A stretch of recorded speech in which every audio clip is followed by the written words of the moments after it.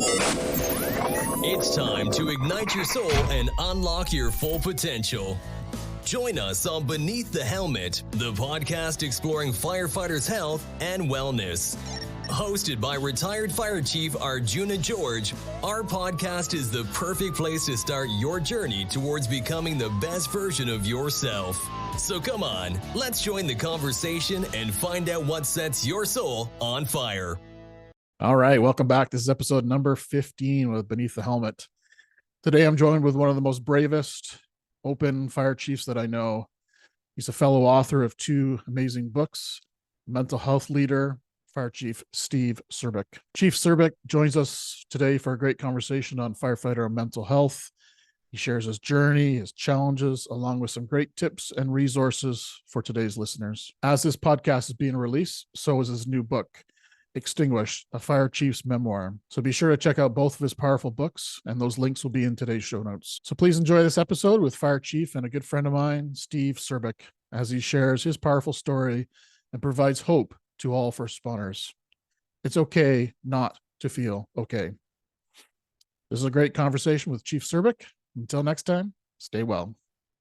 All right, Steve, welcome to the show. I really appreciate you coming on tonight and sharing your wisdom about, you're a very passionate person about mental health. Thanks for having me. I'm honored to be here. It's anytime someone's doing a show about mental health, I'm always game for talking about things that we struggle with and trying to keep that conversation going.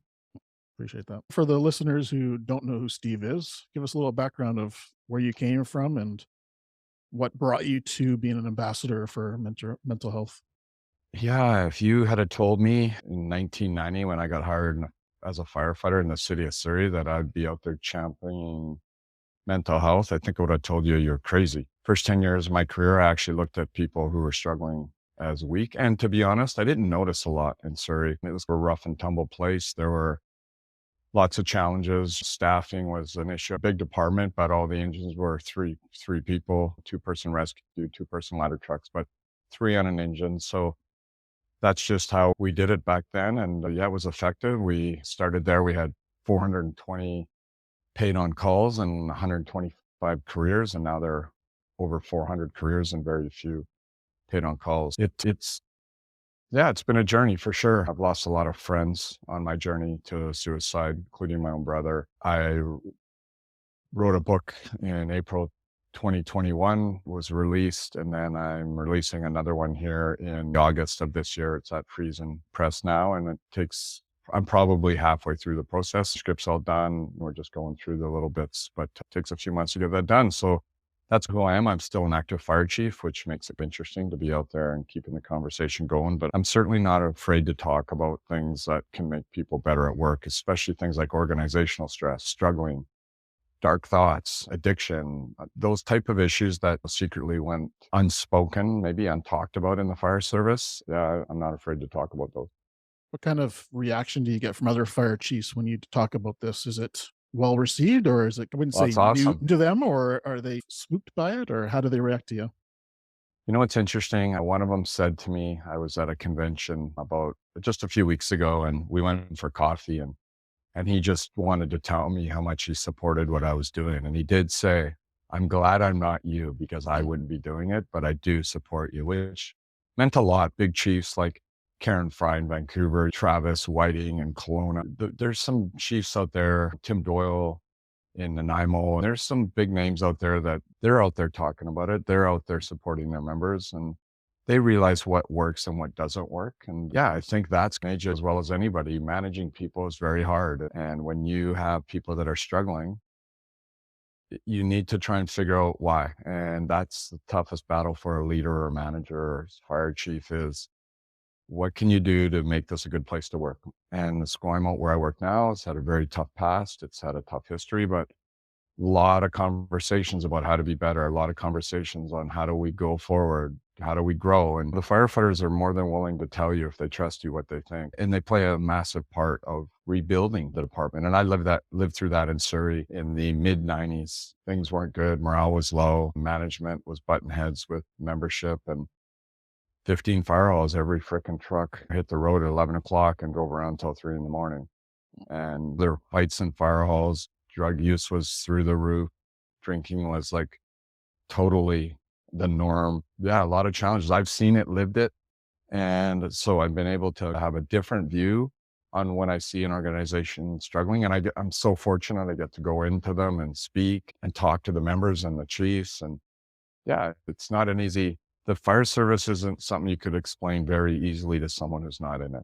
So what can we do as a fire service to get a bit better in the regards to mental health? What can we do, in your opinion, to make us a more resilient service for our communities? I think we're doing it, but I think we have a long ways to go. People talk about the stigma. The stigma is something that I think we need to realize that it exists and that it will never go away. I was somebody who looked at people who were weak way back when, over 20 years ago, until I had my own issues. And I think you mentioned a word there called resilience. Resilience is basically, whether it be an organization or a person, getting the shit kicked out of you and then getting back up. That's a resilient person. And same with an organization. I talked about Surrey, where we went through that awful time for over 2 years, but the 5 years coming out of that were amazing. They were amazing. So I think resiliency is a buzzword, but I think it really is about people that are willing to pick themselves back up and keep moving forward and getting to tomorrow. And I think most of the firefighters that I get to speak to that are struggling, that's what they want. They want to just get through that time when they're really struggling and they don't see too far down the road. They can't see hope. And I think that's what our goal is of managers and leaders and fire chiefs, is to say, okay, what's going on? How are you struggling? I've been in psych wards several times with firefighters, visiting them, driving them home, driving them to emerge, getting their prescriptions filled, staying in touch with them. And then what's so awesome is watching them fully recover, watching them go back to their kids and their wives. And because the biggest problem with struggling with mental health is the shame piece, especially for men. There's a lot of shame that weaves itself into your day and your outlook, and you feel shameful. And when you're there, unless someone comes and tells you it's okay, and that's what I do, I say it's okay, but I never say it's going to be okay, because I don't know that, because it's hard work to get through a mental health crisis and to try and figure out what's going on when you feel like you're losing your mind is hard work. And sometimes it takes years, but if you're supported, you can do it. And I believe that with anybody. I believe if you're supported, you can get through it. What do you see, in your opinion, as some of the greatest challenges right now for firefighters with mental health? Is it organizational stress? Is it trauma, childhood trauma? What do you think some of your exposures that you've seen, where do you see the issues arising? Yeah, I would say all of that. I would say that one of the biggest things that I've spoken all over North America, I've heard so many stories, and so many first responders became first responders because they wanted to help people.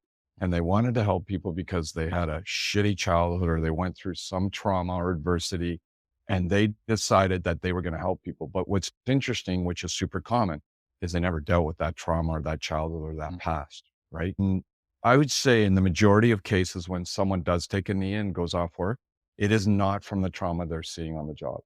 That trauma they see on the job is the Pandora's box for them to have the mental breakdown, but it's not the cause of the mental breakdown. And what we know now, I work for a big department where CISM's still in play. There's not a lot of departments that do CISM. And when I was an operations chief in Surrey, we'd have a third alarm. Let's say it's a residential house fire with fatalities. I would try and keep that third alarm assignment out at the resources, out at the hydrants, a couple blocks away. I didn't want them in there. I couldn't use that many personnel at a house fire, but there might be things they'll see that they don't need to see. It's tough to unsee so I think as operational leaders, battalion chiefs, captains, operation chiefs, we can do a better job at the scenes. And I can think of a call right now where I split people up. I had people that didn't see everything, and then I had people that were right in there, were moving people from the homes. And I did two CISMs. But now in BC, we have WorkSafe with the CIR, Critical Incident Response. It's way better to use a peer support platform and then reach out to WorkSafe and let them handle it than it is to have firefighters defusing other firefighters, because what we found out in Surrey, we started in 1988 doing that. And what we found over time is that if somebody doesn't talk in that diffusing, and they listen to all the stuff. When you have, say, 20 or 30 people, they leave sometimes worse off, in more danger than they were before they walked in for that critical incident stress debriefing. So Kind of I like think vicarious trauma, right? 100%, Yeah. Yeah. 100%. And working in Greater Victoria, I don't have a huge history here, and I don't drive through every intersection and see a car accident that I went to, but I certainly did in Surrey. I think those things too play on you if you don't deal with them properly. And if you can figure out what your trigger mechanisms are, or management or the organization can help you find out what those are, you'll have a better employee, you'll have a better firefighter, you'll have a better chief. And organizational stress is the foundation of those problems. Organizational stress probably causes more people in the fire service issues than responding to a traumatic incident. Yeah. Very good points. So as a fire chief and fellow peers out there, what resources do fire chiefs in BC have for mental health right now? It's interesting. So myself and two other chiefs, both deputies with big departments on the mainland, we are part of a mental health task force. So we have been building a mental health task force with the support of the Fire Chiefs Association of British Columbia. And we have peer support counselors now in play. And we have resources for fire chiefs. And fire chiefs can reach out to this peer support group that have been built by people they trust. We're just getting it finalized now. We're hoping by June we'll have all the peer support people in place. And the three of us have been there for chiefs who are struggling. So we've been giving them the same support that we give our members, because just a couple of years ago, there was no support for chiefs. Put in 20 to 25 to 30 years to get to this position in your career, and you've been through all the shit that the firefighters are going for, and now they're taking a knee, but all the leaders have been there, if not are still there, and they're supporting people who was supporting them. And Yeah. we didn't do a very good job. Massachusetts does a great job. They have a program called Strong Chief, and yeah, they mentor. Brand new chief gets 2 years of mentoring. It's Wow. pretty amazing. Yeah. And I'm pretty connected with some people over there, and you can learn a lot when you're supported, right? Like, even if there's a grievance, you're in a small department, you reach out to a bigger department, they've been there before. They will help you get through it and work with you. And I think for me, being a chief, first of all, it's not something I dreamed of being. I defaulted my way up here, but it's a great opportunity for a kid that used to break into things. And when he was 12 and 13 years old, didn't have a lot of hope. So I look at life maybe a little differently than most chiefs. I'm not afraid. I'm not afraid to ask questions. I'm not afraid to make changes. I'm not afraid to discipline. Well, that's one thing that Surrey taught me, is how important discipline is when there's harassment and bullying and things that needs to be dealt with, and you need to deal with it as fast as possible. And that's how you make positive change, is right there. That's how you do it. And most part, members support that, because if you do it fairly and honestly, and it's for the right reasons, they will see that you're trying to make it a safe environment. And I think that's the newest buzzword, and I really like it. It's psychological safe environment for people to work in. I think we're just starting to understand what that looks like in the fire service, because it's a tough culture. What do you think some of the foundation building blocks for building a psychologically safe fire department would be? I think holding people accountable and allowing people to make decisions and supporting them when they make a bad one. So if you have a captain that you say, look, I want you to just make the decision. You don't have to phone the duty chief. You just, you know what, make the decision, justify why you did it, and we'll support you. That goes a long way with a young captain who's really trying to do a good job, and they do make a mistake, and you're like, okay, you're not going to do that again. Here's why. But it's all good. This is part of the process. I think that's the missing piece. I worked on a rescue truck with someone who was super competent, and we always talked about how we were so worried about pulling up to a scene like on the Portman Bridge or Padella Bridge, where there's already 4 crews and now you got to perform. We weren't worried about the public seeing us make mistakes. We're worried about those other firefighters, our peers. So the pressure within the organization that's the thing that I think was allowed, was that peer pressure, that organizational stress. It was something that it was what it was, but you know what? It has hurt a lot of organizations and stunted a lot of growth for departments. So I think we're starting to recognize that. And psychologically safe means that if somebody does something that's offside or harasses someone, we need to deal with it. That's what psychological safe means. Nice. Days of bullying and harassing are getting closer to their end. They're still there for sure. You know what? I think we're starting to take notice and we're starting to find ways to better deal with them, because it's not always about discipline. Sometimes it's just having a conversation with someone. And Yeah. that's it. Probably more about education first versus Exactly. discipline. Yeah. Exactly. Yeah. Great points. Great points.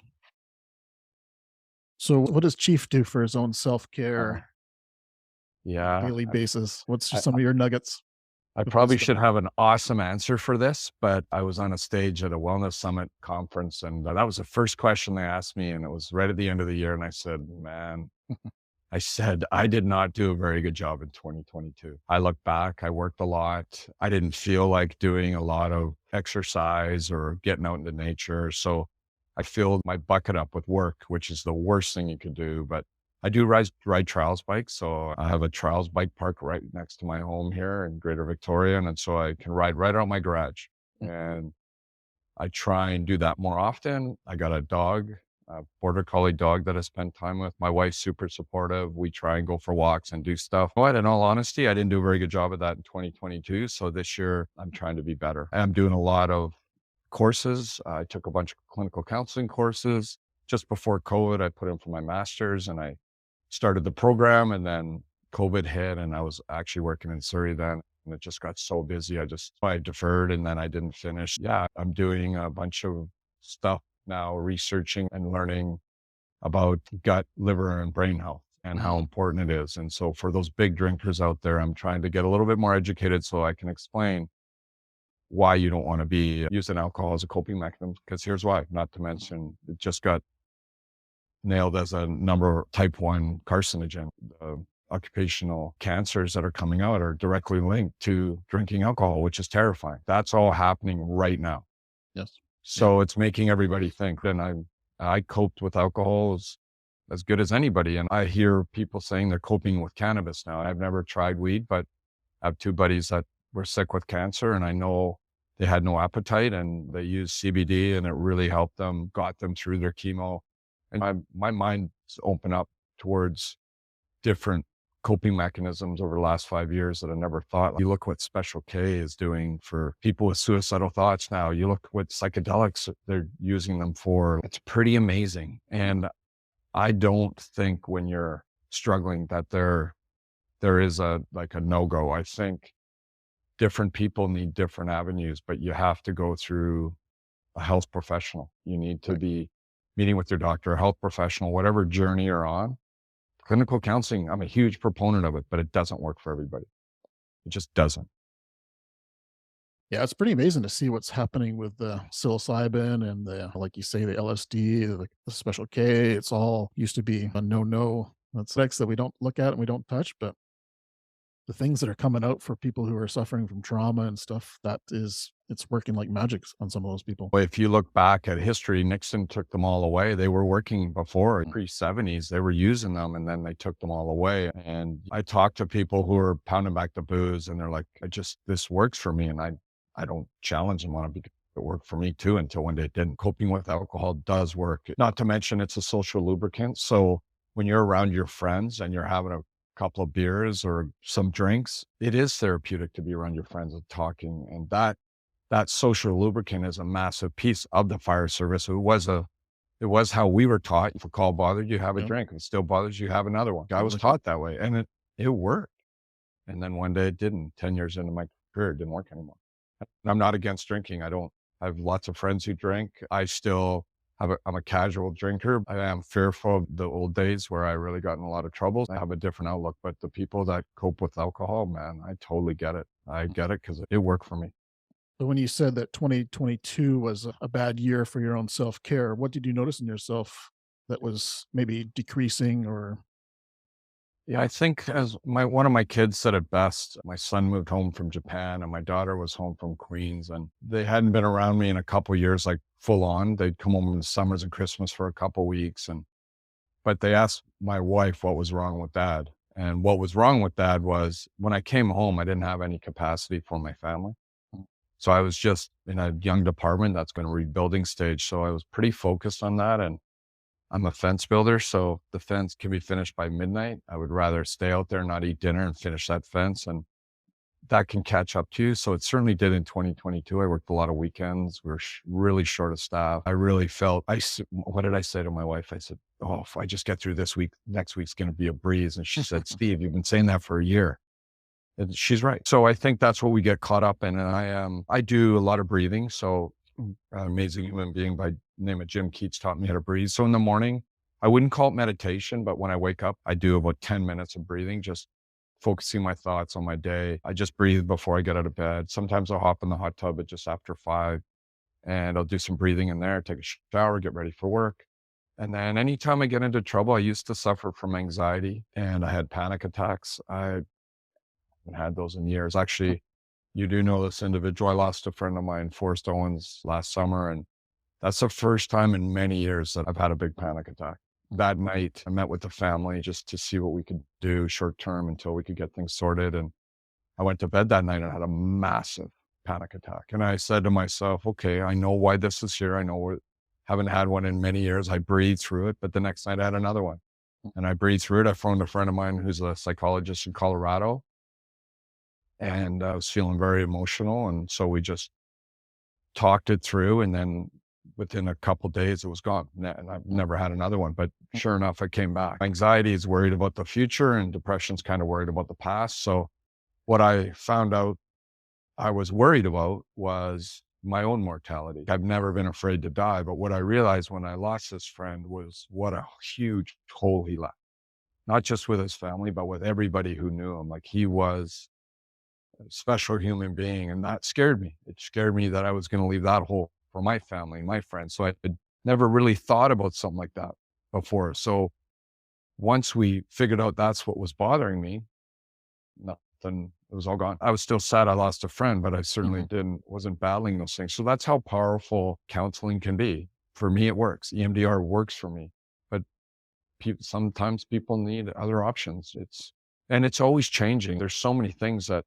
like we just talked about, a whole bunch of new drug therapies that are out there, but even new breathing techniques and cold water therapy. You look at that over the last few years, how incredible that is. Like that is magical to grab a hold of a suicidal thought. Like somebody's having dark thoughts, get in that shower or hop in the ocean, it's gone. The spike of dopamine and it's gone. And they're like, holy smokes. And the person just realized I do have control of my thoughts. I'm not losing my mind. And then that little phase right there inspires them to get to tomorrow and start working on themselves. And yeah, it's interesting what we're learning. And maybe, and I'll use myself as an example, maybe because we're opening our mind more, maybe because we're starting to just really open up our minds. And I know I am because, geez, I've lost a lot of people in the last few years. I'm at that age group where I'm starting to lose them to cancer, some to suicide. And yeah, it makes you think, right? I really want to be around for a few more years for my family. I'd love to retire out of this department I'm in and with making positive change. I have a whole bunch of aspirations. I look at 2022 as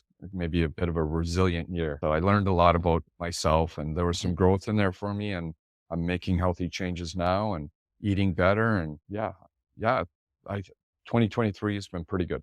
Good. Awesome.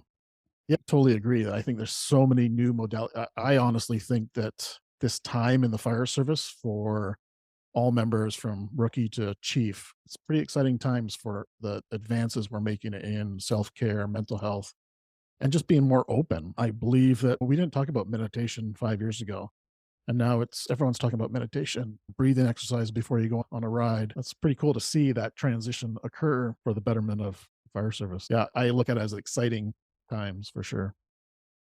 Yeah, I was an ESM instructor for the Justice Institute for many years. And then I work with a lot of young officers and a lot of them, when you become a captain, or even if you're just acting, you hop in that seat for even one night, you're not sleeping, right? Like and I show them these little breathing techniques that I have and they work for me. And then I show them how to do a size up. And I said, you learn how to do a good size up. People go, oh my gosh, you're great at incident command. And you'll just keep that little secret and go, actually, I'm just good at size ups. Because once you get started, it all just starts happening. It'll just unfold. Being in that seat, being an incident commander, whether you're a captain or a battalion chief or an ops chief, it's all about confidence. It's all it is. Just being confident. And the only way you can get confident is skill sets doing it, whether it be at real calls or practicing. And you'll get confident. And I just tell people, work at it. And then once you get through that first minute, there's only a couple minutes where people will be right there to help you. And then the whole thing will just start unfolding. And you'll have lots of people to talk to, and you'll be able to find a groove, and it'll just unfold. And if you believe that, you'll get through that first minute. The first minute's a kicker. Once you arrive, your adrenaline's racing, especially if you're doing something that's cutting someone with a car or doing a rescue, or you got to be focused. But most firefighters have all that training instilled inside of them, and it just comes out and they do it. Yeah, the first 5 minutes will dictate the next 5 hours, right? Yeah. Do you mind sharing some of your breathing techniques, or at least No. describe some of your favorites? So Jim Keats taught me box breathing, which is out there. It's a tactical breathing. It's you visualize a box, and it's breathe in for 4, hold for 4, breathe out for 4, hold for 4. And if you visualize a box, it's a great way if you're just getting into a situation where there's going to be some anxiety, whether it be responding to a call, something at home. And I use it in all sorts of situations. I was in the US speaking on West Palm Beach, Florida. I was getting my rental car, and this guy in front of me just started to light the guy up at the counter. And I just actually started box breathing, like simple scenario like that, because I really wanted to say something.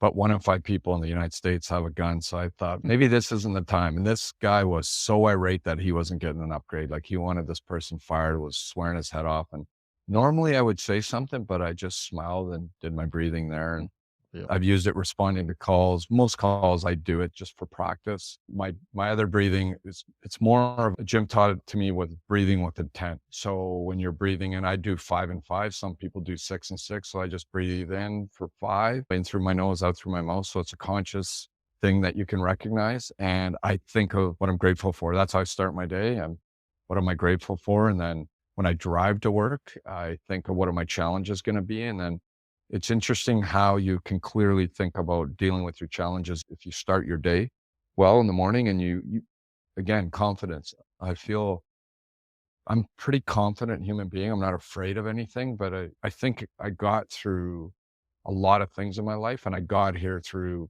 maybe a bit of hard knocks, but I'm just not afraid to ask people to get involved. Like that incident I told you, the box breathing was to make sure I didn't get involved in that event. And it was hard because that's who I am. I get involved in stuff, and I was actually proud of myself because normally So there You you got go. yourself in trouble, eh? Yeah. It's just when you're in a different country, in a different place. And I was only there to do a 1-hour presentation, and I flew there. It took me like 20 hours to fly there with the rental car. The guy at the counter was super nice. I asked if he was okay. We talked for about 15 minutes after the guy left. And I just said to him, "Hey, please tell me you didn't upgrade that guy." He goes, "No, I didn't." I go, "Good for you." So I said, "Karma will smack that guy in the ass at some point." Yeah. Anyways. Yeah, So yeah, I'm a firm believer of the power of breathing. And I even said in my book is I didn't learn how to breathe until about 2, 3 years ago. I was always an up in the top of the chest kind of breather, very shallow. And it actually increased my anxiety because of my breathing. And so when I was able to control that, wow, what a difference in my own well-being and my anxiety state for sure. Total game changer. Yeah, in 2018, I went to Loon Lake with a bunch of fire chiefs. The top fire chiefs in the province went. There was 8 of us. And one of the doctors there taught us about heart math, which was breathing based. And so I wanted to learn more. And so I did 10 sessions with Jim Keats, and he hooks you up to a little electrode on your ear, and you close your eyes and you visualize. So you're visualizing something positive in your life. And I think he was getting a little frustrated with me because it was like my 6th session. So I got 6 hours into this breathing thing, and it was like, I just wasn't getting a lot of traction, and I was starting to lose faith. And I think Jim was getting frustrated as well a little bit because I wasn't great at visualizing, but I just picked a thing when my son was really young. He was 4 and he had these Woody pajamas on, and I said, "Hey, let's go to bed, buddy." So I pick him up and I visualize my eyes are closed and I'm breathing. And he calls it coherence. When you get into coherence, your heart rhythm will, instead of being erratic, it'll be perfectly in coherence.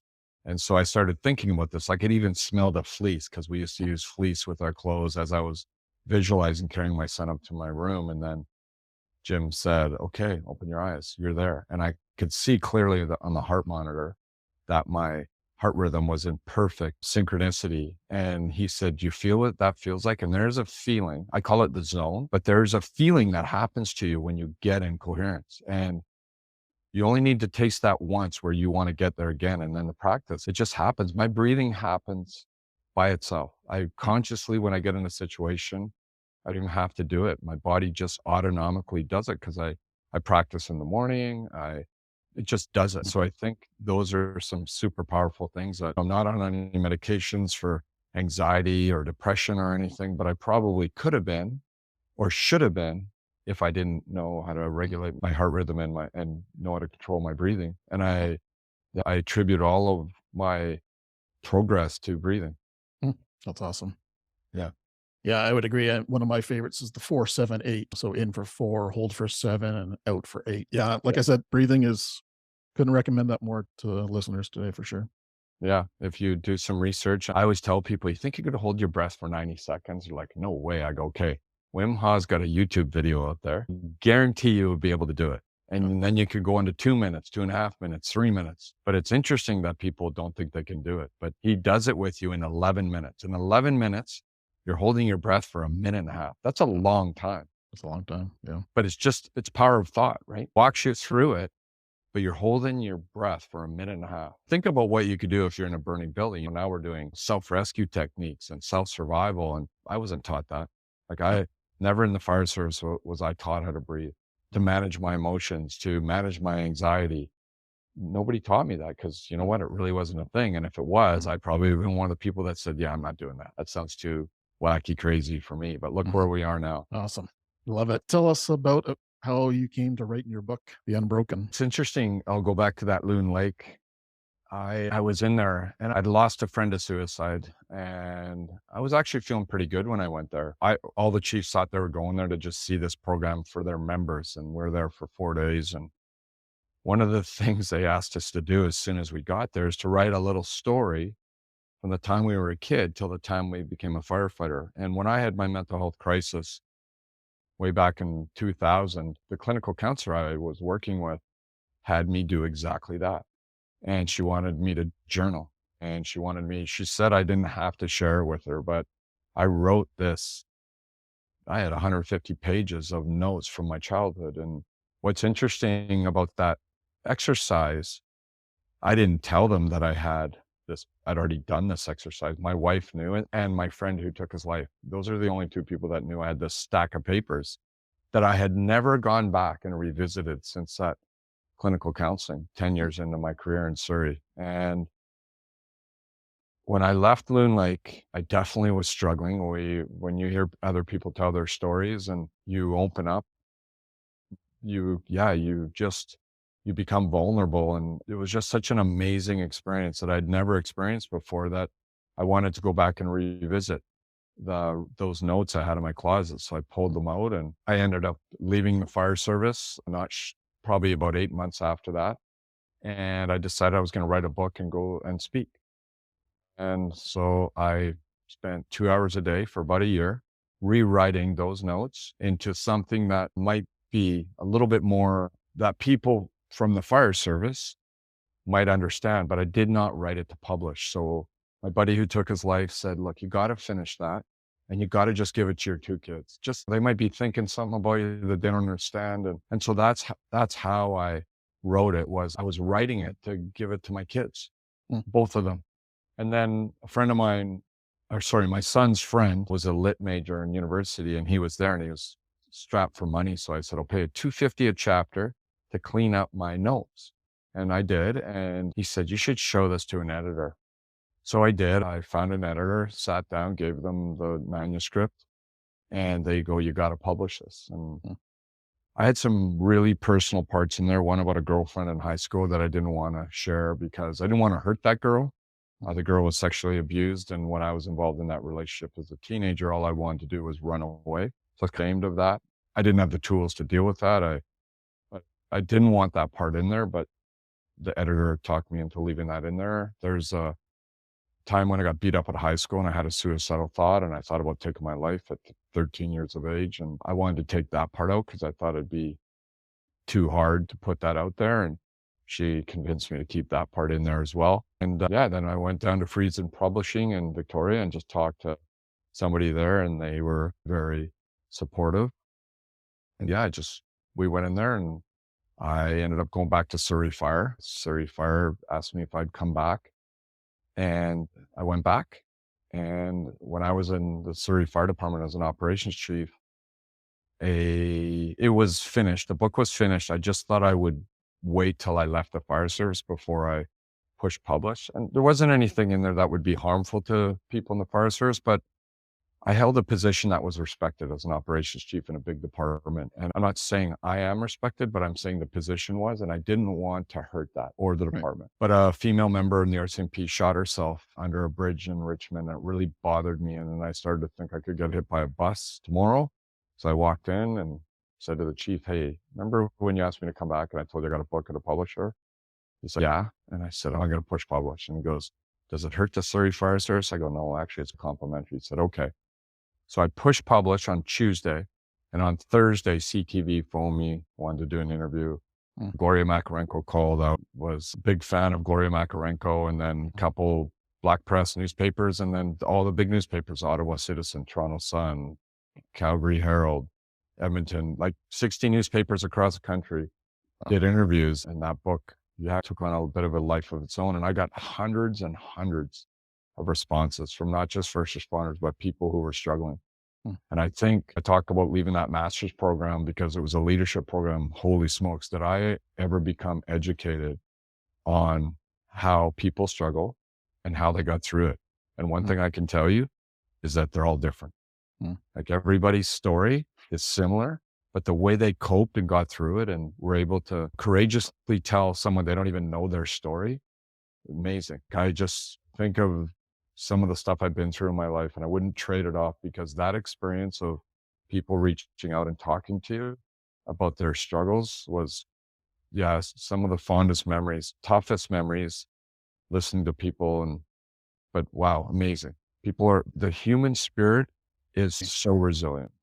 What kind of takeaways can our listeners take from your book? What would be our top 3 takeaways that Top 3 takeaways. Lessons for our listeners that could help them maybe identify trauma or stress or deal with suicide? And there's a lot of tough subjects in your book. Yeah, we talked about it a little earlier. You talked about where does trauma come from, or however that entered the conversation. And you mentioned the past. I was always ashamed of my childhood. I did bad things. I broke into things. I stole things. I rode around in stolen vehicles. And that was when I was in elementary school. I didn't start to change my life until I got into high school. That's why getting beat up on the first day of high school was so traumatic for me, because I already felt like a loser. When I was in elementary school, in grade 7, I told myself in the mirror every day I was a loser. Your words are super powerful, but when you're telling them to yourself, same as positive, negative, positive, when your self-talk is super powerful. I told myself I was a loser every day. So I was a loser.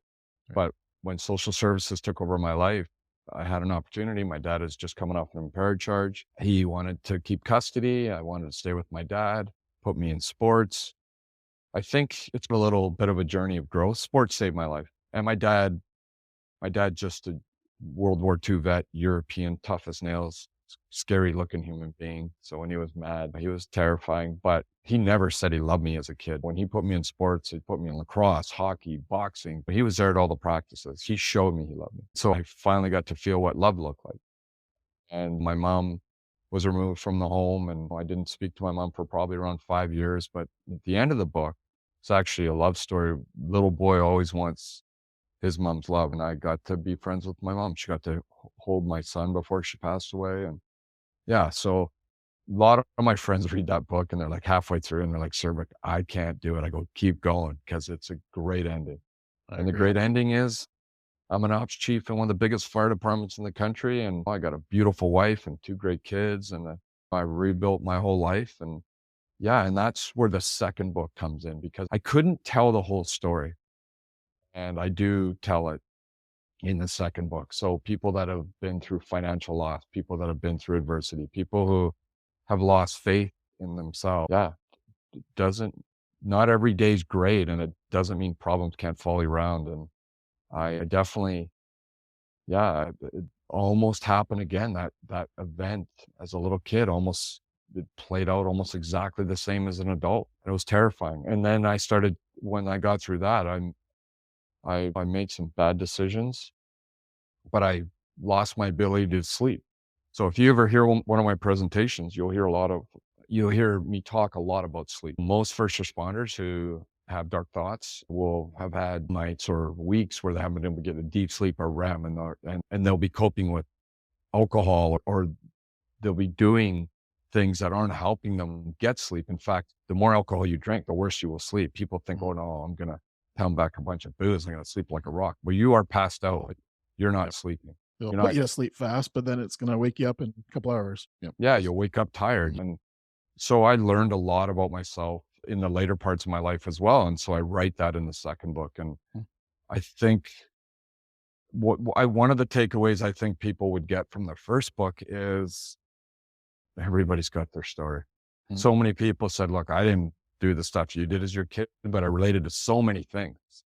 We all have our stories, and we all have things we're ashamed of and embarrassed of. You can think about something you said to someone 10 years ago that was awkward or embarrassing, and it still bothers you to this day. You know what I mean? There are things that you need to deal with in your life. And I think that's what the first book does, is tells people, hey, you know what? Everybody's got their shit. And if you really want to look inward and deal with it, you can do it. And everybody's allowed to make mistakes and become something. And I think that's what the first book is all about. Imagine it's pretty freeing too to be honest and get that off your shoulders and not keep secrets about your past. That must be a freeing feeling. Is that right? Or It was terrifying to publish, to be honest. It was funny because nobody in my department said a word, and it was probably 3 weeks later, and it was all over the news. It was in the Vancouver province, like everybody in the department had seen the story. And then this rookie at a third alarm fire was about 4 a.m. We're just getting a knockdown. It was a big commercial building. He walked to me and goes, hey, Chief, I read your book. I just want to thank you for having the courage to write it and publish it, and shook my hand and walked away. And I was like, okay, that was pretty cool, because nobody was saying anything. I was really worried about the negative connotation, but nothing came.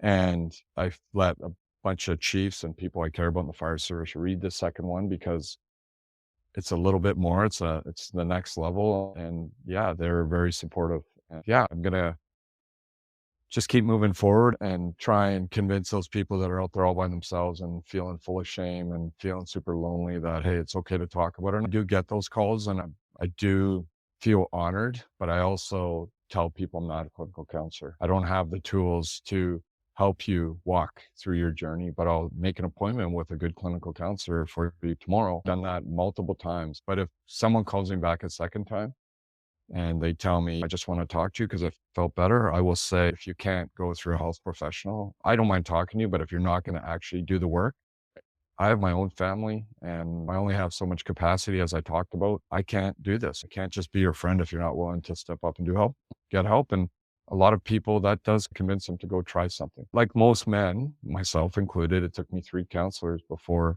I found one that I connected with. And I felt it didn't work for me, but I never made that connection. and that's so important, isn't it? That you find a connection with your therapist, your professional, instead of just picking the first one that comes to you, someone you really connect with, and you can be totally vulnerable, open, transparent versus guarded, right? Yeah. I think it's how you feel when you leave. Like the first couple times, for someone that's never been, I have one counselor in particular that I send people to, that firefighters that are pretty stoic and they've never been, and she treats them in a certain way and breaks down their barriers a little easier than other ones. And yeah, and so I have half a dozen people, depending on who they are. I try and get a read on what's going on, and then I send them. It's always different. I sometimes I never hear back from those people, but I hear in their department they're doing well. And that's what the fire service has always done. It's always quietly helped its members. I think there's always been people in all the departments that have stepped up and helped their members. But yeah, it's how you make people feel, right? It's how people feel. If they feel supported, they'll come to work and they'll be grateful they got their job. And even though they're getting divorced right now, or one of their kids is in trouble, work can be a really solid foundation for resilience even. You've mentioned shame several times in our conversations tonight. What's your thoughts about shame, and what can we do to maybe identify that in ourselves, and what can we do to Maybe pull us out of that a little bit. One of the clinical counseling courses I took, I tell every first responder to buy The Body Keeps the Score by Bessel van der Kolk. Great book. And When the Body Says No by Gabor Mate. They're friends, actually. But one of the things I would say, Brene Brown probably got the best read on shame. She understands being vulnerable and shame, and she's done a lot of her research on, it's called the shame hole. But when people get into the shame hole, why they struggle and why they can't get out, and why sometimes they are unable to, and they end up taking their lives. And she really, I think, she's definitely helped me to be more vulnerable. Just, I used to like Simon Sinek and Jocko Willink. I used to follow him, but I'd say Brene Brown for me. The very first time I spoke, I was actually just in the audience, and the mental health presenter didn't show. And it was a conference with the BCPFA and the Fire Chiefs Association, and there was 450 chiefs and union executives in there, and they said, "Would you go up and talk like for 10 minutes about mental health?" I'm like, "Just like mental health and suicide, if you could." I'm like, "Hold on, you want me to talk about mental health and suicide in front of 450 of my peers? When?" And they're like, "In 15 minutes. Oh, man. And I went, "Sure." I had no notes. I walked up there and I just talked about the childhood story that I wrote and the Loon Lake experience and the friend that I lost. And I just empowered people to take a look inward, and how important programs like the Men's Resiliency Program really is, and how helpful it is, and how when I went there, I didn't think I was struggling, but holy smokes, I definitely was. We all were. And I got a standing ovation. I don't even remember what I said, but I remember that being the moment that kicked off a speaking career for me. It kicked off a TEDx. They asked me if I could do that presentation in a TEDx. But what was interesting is I couldn't, because I practiced and practiced. But the first one just it came from my heart. That's what I was going to say. You spoke from your heart, I'm thinking. Yeah. Yeah. And the second one was, you're in an auditorium with 4 cameras and there's a crowd there. And I practiced, I'm going to say 100 times. And then I was trying to stick around 10 minutes. And I think I added 3 minutes just from rambling, from being on stage, and just, I couldn't do it.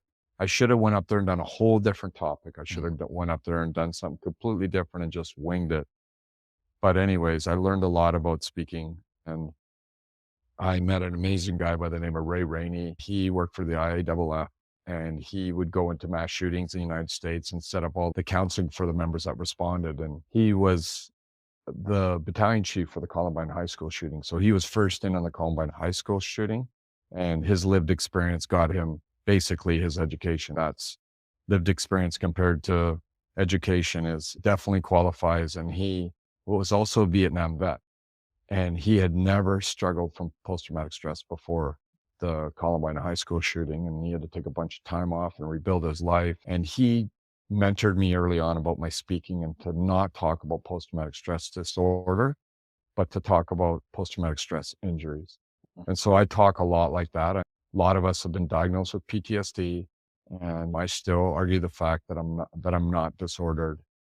But I think I was definitely injured multiple times. I think I definitely coped poorly by drinking alcohol and playing hockey and lacrosse and doing all these things. But my coping mechanisms were not very strong. And I think Ray really taught me how to connect with individuals from his perspective, and speaking from a background of lived experience as opposed to having a PhD.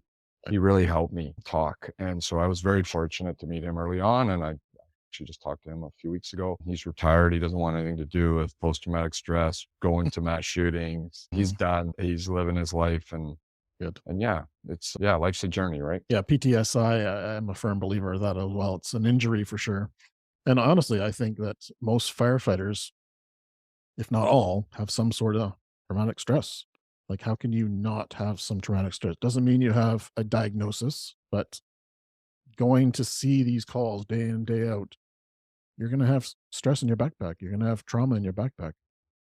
It's pretty much unavoidable. It's just how we manage that and how we be more resilient and process those as well, which is through mental health specialists, professionals, peer support, you name it. Yeah. And even within your own organization, knowing when to check in on somebody, knowing what to give them, knowing how to even do that part. Like, fire departments are just starting to learn how to do that. Like, it's one thing to have a CIR that you can call WorkSafe, but if nobody calls WorkSafe and nobody pulls a CIR and no one checks in on an individual, It's not working.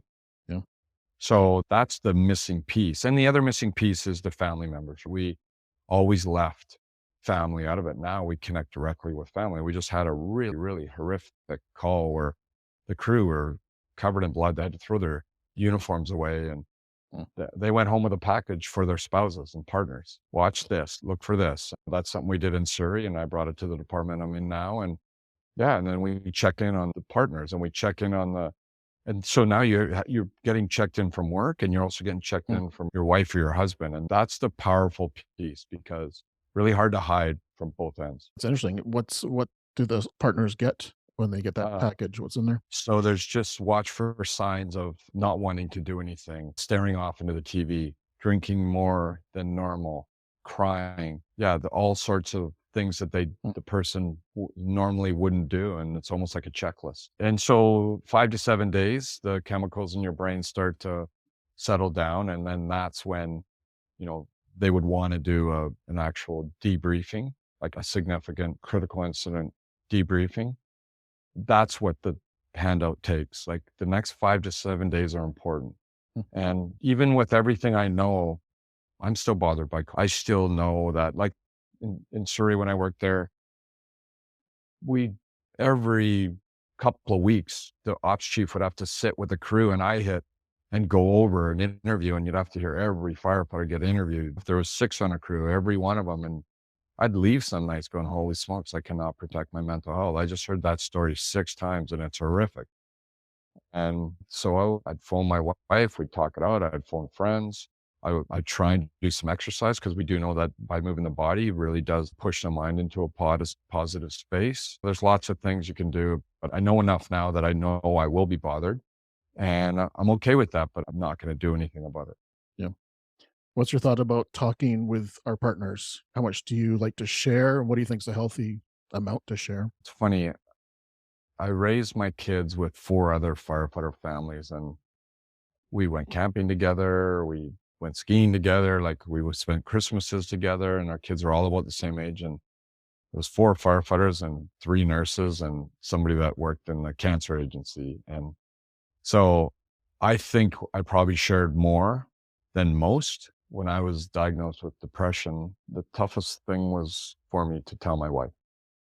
And your perception of, oh my gosh, I got depression. I'm like, I don't want anybody to know. And the city of Surrey asked me to come back and be an ops chief, knowing I had depression. The township of Esquimalt asked me to be their fire chief, knowing I have depression. Like, it's not a death sentence. You just have to manage it. I'm not on antidepressants because I work hard at the things we talked about, breathing. But you know what? Not every day is great. After I lost my friend, I was certainly depressed for about a month. I definitely felt it. But I really was worried about what my wife was going to think of me. So I spent 3 days trying to figure out how to tell her. And finally I had her sit down, and she's, what are you going to say to me? She's freaking out. And I said, I've been diagnosed with depression. And she totally relaxed and goes, I know. I go, how do you know? She goes, I think I realized on our second date. She goes, Steve, when we're in a quiet place, you stare off into the sky for 5 minutes. The kids would say to me when they were younger, we don't want to watch Ice Age and Lion King with Dad because he's always crying. And she goes, so it's funny. You think your fears, they might be your fears, but your perspective on what other people might think about you might be wrong. And I can tell you, talking to you tonight, that I'm more resilient than I've ever been in my life, because if you can name it, you can tame it. I love it. So now that I know what it is, I'm not afraid to talk about it openly. And I'm not afraid to say, yeah, I didn't ask for this to happen, but I have this thing. And it's probably a little hereditary. Both my parents suffered. My childhood, I have childhood trauma. Yeah, I ignored it for so long. And I used alcohol to cope, to battle my depression, just like my parents did. And I think I feel very fortunate that I had people like my wife and that I can talk to. So I talk to my wife a lot. What's interesting, I have 2 kids from Queen's University that graduated, and I'll tell my daughter, who also, she struggles as well, and I'll tell her, I'm not feeling well today. She goes, what do you think's wrong? I go, I don't know. It's pouring rain outside. It's gray. I mean, it might be that, or maybe I didn't sleep that well. So even my own daughter's not afraid to talk to me about it, which Beautiful. I think's super important, right? So my family, we talk about everything, and we're not afraid to say, hey, I got a great friend of mine, Dr. Mark Vu, and he taught me something in 2016 when we first became buddies. He would say to me, how's it going? I'd go, awesome. That would be my answer all the time. Awesome. He goes, awesome? I'm like, yeah. He goes, is it awesome? I go, not really, but I don't want to really tell you it's not great. And he goes, you know what I want you to tell me? I want you to tell me when you're having a shit day, and then I'll tell you when I'm having a shit day. I love that. Like, I go, how you doing? I'm having a shit day. What's going on? And so by the 5 minutes into the conversation and you're talking it out, it's just such a way better way to go through your day with friends than it is to say, awesome. Because that's what I always used to say. Always. Oh, yeah, I'm doing great. Fantastic. Awesome. But I wasn't all the time. So why would I say that? Yeah. And now I can open up to my friends who I trust, but and just talk. It's cool. It's fun. Beautiful. Beautiful. You mentioned numerous times in your book about it. Sometimes it's okay not to be okay. What does that mean? People know I have depression. People know I'm a fire chief. I don't take for granted that things could change 6 months from now. Things could change a year from now. If you look at how people go through life, and struggling is a fact of life. There will be things that hit you at 4:30 on a Tuesday that you might not be able to deal with, and you might not want to talk to people.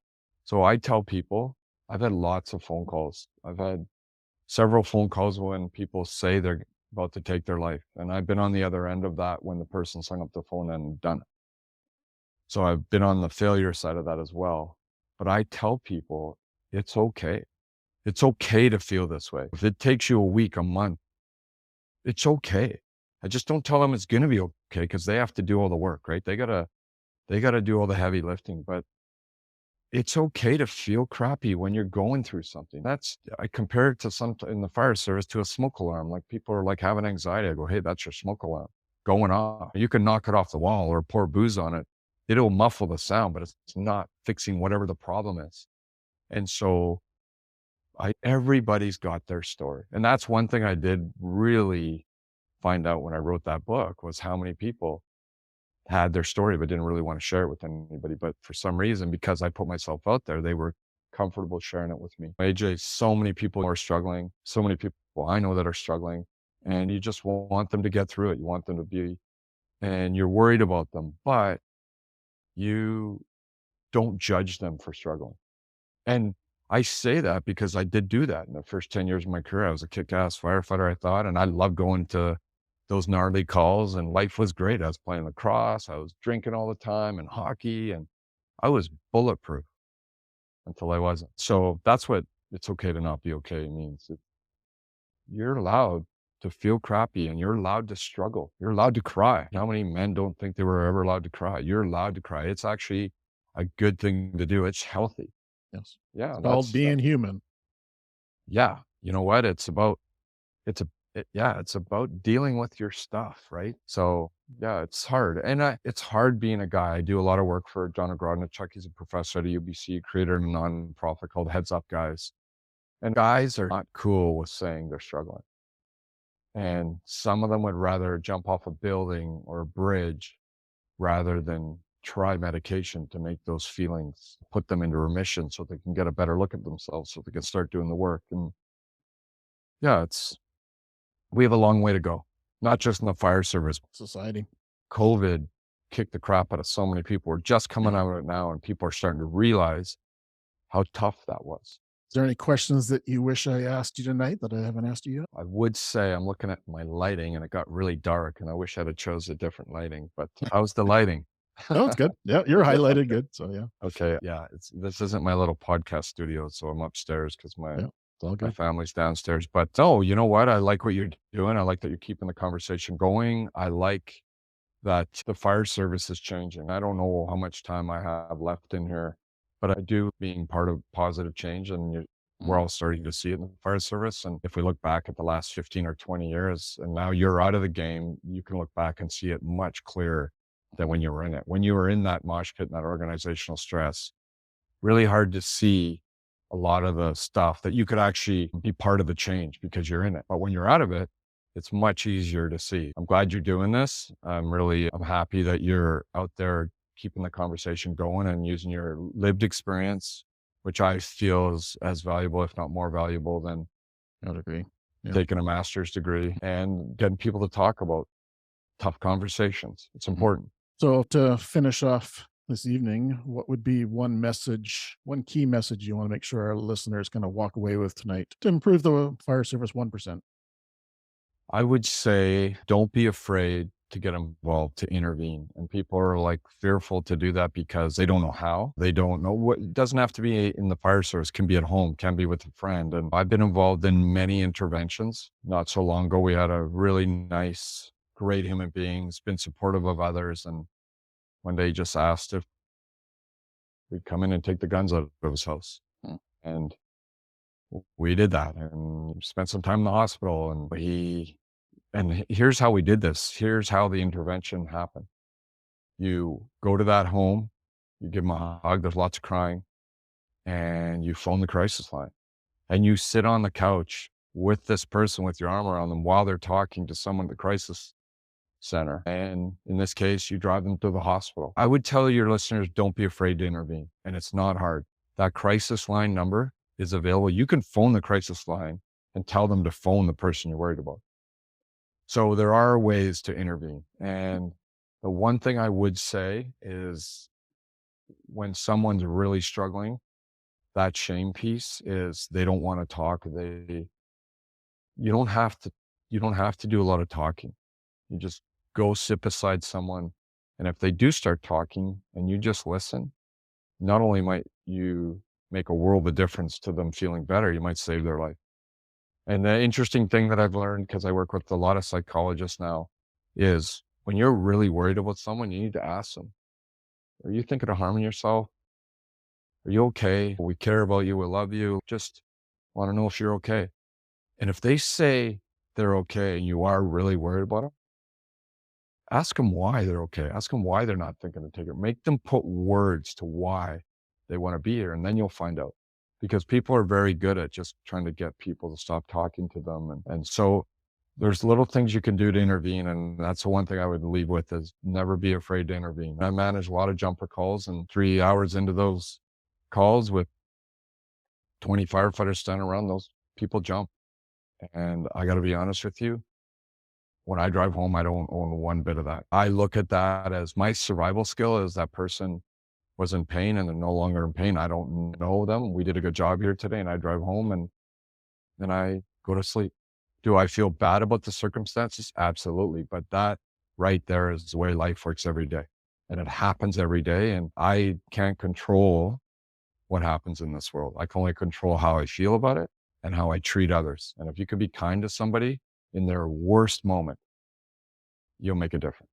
Yeah, that's true leadership of yourself, right? That's for sure. Chief, it's been a real honor to chat with you today, and I truly feel you're making a huge impact in the fire service. Every single moment, every message you share, every book you write, I truly feel you're making a huge difference. So I really, from a fire service member to another fire service member, thank you. And thank you for the good work you're doing. How can our listeners get a hold of your book, and when's your new book coming out? Yeah, the new book will be out hopefully in the summer. It's ready to go right now. Just the process and publishing it just takes a few months. Amazon, The Unbroken, the first book is sold in all major bookstores. Amazon, Friesen Publishing out of Victoria, they sell it, and then the next book will be the same. It'll be out in all the bookstores. And yeah, there's lots of good books out there. And hey, I love to promote my own book, but I'm not very good at it. But I would promote The Body Keeps the Score to everybody who's listening, because I honestly believe, that book, it's insight into, especially if you're a first responder, you've got to read that book. Lost 2 people to ALS, and there's no question in my mind what the studies that Professor Van der Kolk has done are real. They're factual. They are important to know. Yeah. So there you go.